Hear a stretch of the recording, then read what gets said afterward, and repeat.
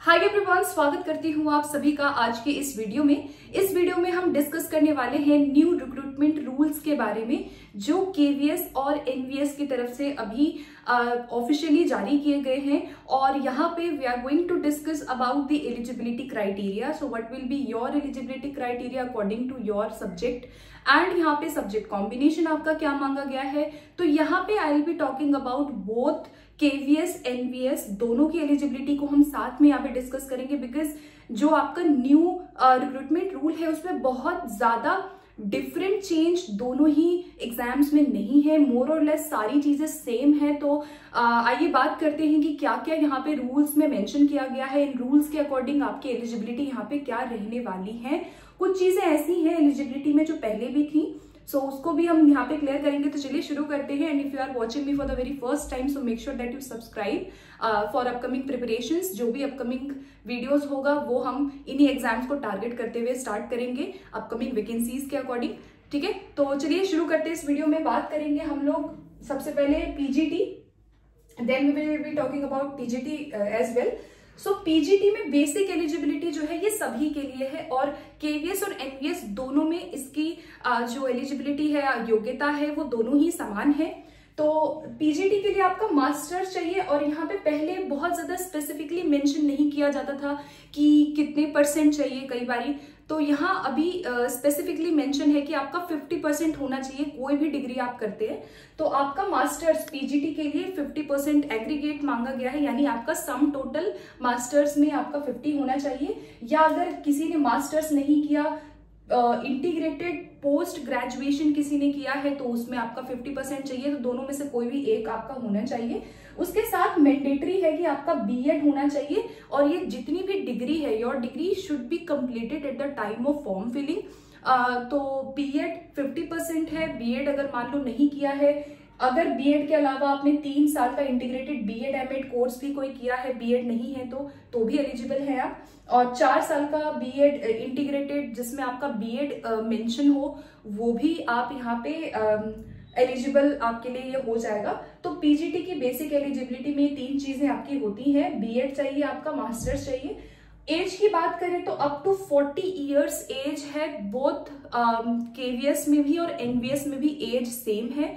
और age relaxation यहाँ पे आप लोगों को दिया जाएगा इन केस आप ऑल ओवर किसी भी राज्य से अगर आप केवीएस या एनवीएस में अप्लाई करना चाहते हैं, तो age relaxation according to the norms जो आपका है वो आपको एज इट इज दिया जाएगा। जैसे कि SC ST कैंडिडेट्स को 5 साल का रिलैक्सेशन यहाँ एज में दिया जाता है। तो अगर आपका 40 ईयर है तो 5 साल जोड़ लो तो 45 हो जाएगा।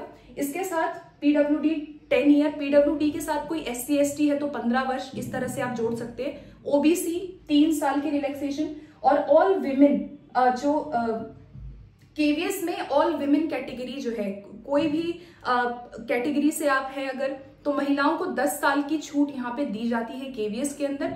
एनवीएस में ये चीज अभी नहीं है, केवल केवीएस में महिलाओं को 10 साल का रिलैक्सेशन पीजीटी, टीजीटी, पीआरटी तीनों में है। ठीक है, उसके बाद पीआरटी की बेसिक एलिजिबिलिटी अगर हम बात करें तो केवीएस में पीआरटी की एलिजिबिलिटी जिसके अंदर बीएड वाले शामिल नहीं है, तो आपका 12th के साथ अगर आपने DElEd, diploma in elementary education with 50% if you have done, so you will be eligible. इसके साथ साथ अगर डीएलएड नहीं है, बीएलएड किया है आपने 12वीं के बाद, तो 4 साल की बीएलएड जो लोग करते हैं वो लोग भी एलिजिबल है। इसके साथ साथ अगर आपने स्पेशल एजुकेशन में डीएलएड किया है विद 12th विद 50%, तो भी आप इसमें एलिजिबल है। तो स्पेशल एजुकेशन डीएलएड वाले इसमें पीआरटी में अप्लाई कर पाएंगे। और इसके साथ कंपल्शन है आपका पीआरटी के अंदर कि आपका सीटीईटी का पेपर 1 होना चाहिए। आपका marks, if you are from general category so you need 90 marks and from SC ST OBC के लिए यू नीड 82 मार्क्स। सो ये आपका सीटेट का पेपर आपका क्वालिफाई होना चाहिए। एंड जो लोग यहाँ पे पीजीटी में हिंदी इंग्लिश से जो अप्लाई करना चाहते हैं, मतलब पीजीटी हिंदी, पीजीटी इंग्लिश या अगर कोई और विषय भी पीजीटी का आपका अगर है, तो इसमें एक और यहाँ पे शर्त बोली गई है दोनों में, केवीएस एनवीएस दोनों में, कि आपका वो जो विषय है वो आपके ग्रेजुएशन में और आपके मास्टर्स दोनों में वो सब्जेक्ट आपका पढ़ा होना चाहिए जिस विषय से आप पीजीटी में अप्लाई करना चाहते हैं। तो ये आपका जो एलिजिबिलिटी था ये पीजीटी के लिए था। डिफरेंस सिर्फ ये है कि जो एज रिलैक्सेशन विमेन को यहाँ केवीएस में दी जा रही है, ये चीज एनवीएस में नहीं है और पीआरटी केवीएस में है। एनवीएस जो आपके स्कूल्स होते हैं वो 6 to 12 के होते हैं नवोदय, तो यहाँ आपकी पीआरटी की वैकेंसी नहीं आती है। अब बात करते हैं यहाँ पे हम लोग टीजीटी की बेसिक एलिजिबिलिटी, तो इसको समझना ज्यादा जरूरी है। काफी सारे स्टूडेंट्स हैं जो कि सब्जेक्ट कॉम्बिनेशन को लेकर के कंफ्यूज्ड हैं, सो इसको भी हम यहाँ पे डील करेंगे। तो पीजीटी की बेसिक एलिजिबिलिटी में पहले एज आपका अप टू 35 ईयर्स है एंड यहाँ पे रिलैक्सेशन आपको दिया जाएगा। रिलैक्सेशन वही सेम जो मैंने यहाँ डिस्कस किया, 5 साल आपका SC ST हो गया, ओबीसी 3 साल हो गया, पीडब्ल्यूडी 10 साल है, इससे आप जोड़ सकते हैं। विमेन में यहाँ पे सेम रिलैक्सेशन है, टीजीटी में 10 साल केवीएस के अंदर, एनवीएस में नहीं है, तो ये एज हो गया। फिर उसके बाद आपकी ये 4 क्राइटेरिया होते हैं आपकी एलिजिबिलिटी में। सबसे पहले अगर आपने 4 ईयर इंटीग्रेटेड कोर्स किया है और उस कोर्स में आपका कंसर्न्ड और एग्रीगेट दोनों मिला के 50% है, यानी कि मान लीजिए आपने 4 साल का कोई इंटीग्रेटेड कोर्स किया, तो कंसर्न सब्जेक्ट यानी जिस विषय से आप टीजीटी देना चाहते हैं उसमें आपका 50 होना चाहिए, as well as all over aggregate भी आपका 50% होना चाहिए। इसके साथ आपका बीएड उसके अंदर इंक्लूड होना चाहिए 4 साल के कोर्स में। तो जितने भी लोग इंटीग्रेटेड कोर्स वाले हैं वो लोग इसमें अप्लाई कर पाएंगे टीजीटी के लिए। इसके अलावा जो लोग मास्टर्स या जो ऑनर्स या बैचलर्स करते हैं, तो बैचलर्स और ऑनर्स में आपका 50% चाहिए। उसके साथ आपका बीएड यहाँ पे 50% होना चाहिए। बीएड अगर नहीं है तो 3 साल का इंटीग्रेटेड बीएड एमएड जो कोर्स आप लोग करते हैं वो भी इसमें अप्लाई कर पाएंगे। तो इनकेस बीएड किसी का नहीं है तो इंटीग्रेटेड वाले सभी इसमें अप्लाई कर पाएंगे विद योर ऑनर्स और ग्रेजुएशन जो भी आपका बैचलर्स था। इसके अलावा तीसरा क्राइटेरिया बनता है कि ग्रेजुएशन हो आपका उस सब्जेक्ट में 50% एंड आपका 1 साल का अगर स्पेशल एजुकेशन में बीएड है, बीएड अगर आपने 50% मार्क्स के साथ स्पेशल एजुकेशन में 1 साल वाला बीएड किया है तो भी इसमें आप अप्लाई कर पाएंगे। उसके बाद आपका अगर पोस्ट ग्रेजुएशन है टीजीटी के लिए, अगर मान लो उस विषय में आपने पीजी कर लिया है 55% के साथ और उसके साथ अगर आपने 3 साल का इंटीग्रेटेड बीएड एमएड कोर्स किया है तो इसमें आप अप्लाई कर पाएंगे। तो यहाँ पे आपके 4 क्राइटेरिया है, इनमें से कोई भी क्राइटेरिया आपका अगर फुलफिल होता है सो you will be eligible for TGT post. इसके साथ सीटेट का पेपर 2 आपका मांगा गया है, तो पेपर 2 आपका क्वालिफाई होना चाहिए। डजंट मैटर कि आपने अपने बीएड के फर्स्ट ईयर में उसको निकाला या आपने अभी रिसेंट अपीयरिंग में निकाला है, अगर आपका सीटेट क्लियर है तो आप इसमें एलिजिबल होंगे। थोड़ा सा बैकग्राउंड नॉइस को इग्नोर करना गाइस, ठीक है। सो हाँ, सीटेट में आपका वही मार्क्स का क्राइटेरिया है, यूआर के लिए 90, SC ST और ओबीसी के लिए आपको 82 मार्क्स वहां पे सीटेट में लेना है TGT paper, CTET paper 2 TGT के लिए। अब बात करते हैं हम लोग यहाँ सब्जेक्ट कॉम्बिनेशन, जो कि न्यू रिक्रूटमेंट रूल के अकॉर्डिंग आपका केवीएस और एनवीएस में दोनों में ही सेम है, तो इसको मैं डिस्कस करूंगी। सबसे पहले अगर हम टीजीटी लैंग्वेज की बात करें, आप हिंदी, इंग्लिश या कोई और आपकी भाषा है, संस्कृत है, तो उससे अगर आप अप्लाई करना चाहते हैं तो ये तीनों जो भाषा है इनमें से इंग्लिश, हिंदी या संस्कृत आपका एज इलेक्टिव और या एज अ मेन सब्जेक्ट आपके 3 साल होना चाहिए आपके ग्रेजुएशन में। एटलीस्ट आपने उसको 3 साल पढ़ा हो ड्यूरिंग योर ग्रेजुएशन या 6 सेमेस्टर पढ़ा हो। तो पहले रिक्रूटमेंट रूल्स जो आपके आए थे, जो पहले आपका एलिजिबिलिटी होता था, उसमें ये चीज मेंशन नहीं होती थी कि हम लास्ट ईयर हमने पढ़ा फिर हमने छोड़ दिया, हमने फर्स्ट ईयर पढ़ा, हमने 2 साल पढ़ा फिर हमने उसको उस सब्जेक्ट को छोड़ दिया, तो क्या हम एलिजिबल होंगे नहीं होंगे। तो इस चीज को इस बार साफ तौर पे यहाँ पे मेंशन किया गया है कि आप अगर आपने इनमें से कोई भी एज एन इलेक्टिव या एज अ मेन सब्जेक्ट अगर आपने 3 साल अपने ग्रेजुएशन में या आपने कोई भी 6 सेमेस्टर अगर आपने उसको पढ़ लिया है तो आपका जो सब्जेक्ट कॉम्बिनेशन है वो हो जाएगा, मतलब यू विल बी एलिजिबल। उसके बाद टीजीटी साइंस के लिए बायो है, लाइफ साइंस है, बॉटनी है, जूलॉजी है, इनमें से कोई भी एक जो विषय है अगर आपने इसको ऑनर्स या एज अ मेन सब्जेक्ट इसको 3 साल या 6 सेमेस्टर आपने इसको पढ़ लिया है तो आप एलिजिबल हो जाएंगे। और इसके अंदर भी आपका जो कॉम्बिनेशन है वो बनता है, तो जो फुल जो इसका नोटिफिकेशन है वो आपको इसके लिए रेफर करना पड़ेगा। तो इसका जो डिटेल जो पीडीएफ है वो मेरे टेलीग्राम पे आपको मिल जाएगा, so you can read out later.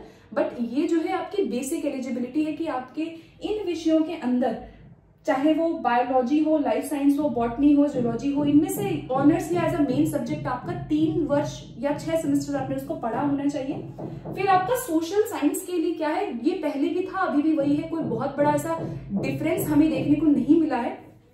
Social science में इनमें से कोई भी 2 सब्जेक्ट आपका होना चाहिए। अब 2 सब्जेक्ट कौन सा? हिस्ट्री, ज्योग्राफी, पॉल साइंस और इकोनॉमिक्स।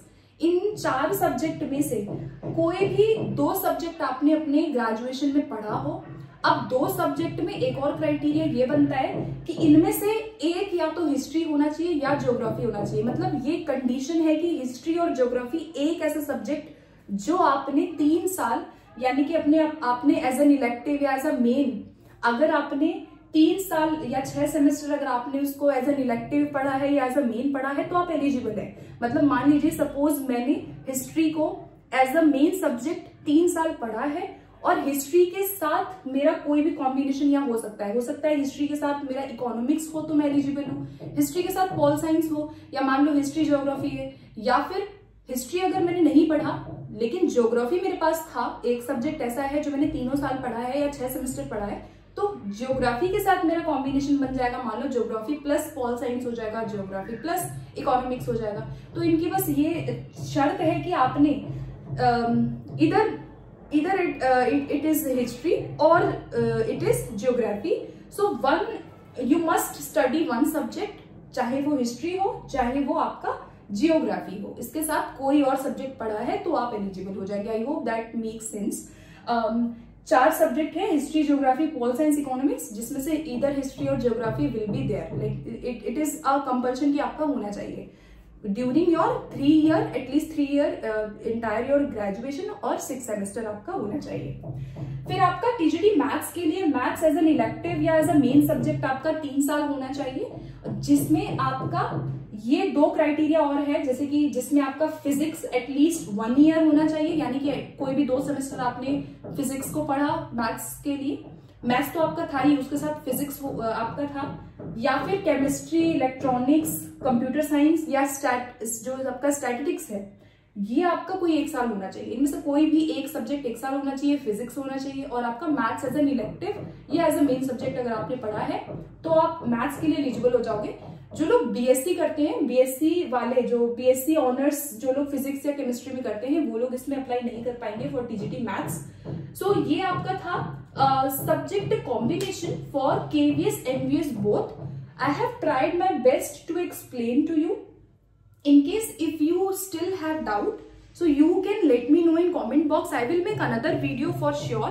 अगर लगता है कि कोई डाउट है या इनकेस कोई और क्वेश्चंस आपके दिमाग में यहाँ पे इस टाइम आते हैं तो आप मुझे कमेंट बॉक्स में जरूर बताइएगा। I will definitely try to make a video and you can subscribe. आप मेरे चैनल से जुड़ सकते हैं बिकॉज अपकमिंग जो एग्जाम प्रिपरेशन हम इसके अकॉर्डिंग करने वाले हैं अपकमिंग वैकेंसीज के लिए, तो मेरे चैनल के द्वारा आपको सारी वीडियोस वहां पे देखने को मिलेगी नए सिरे से।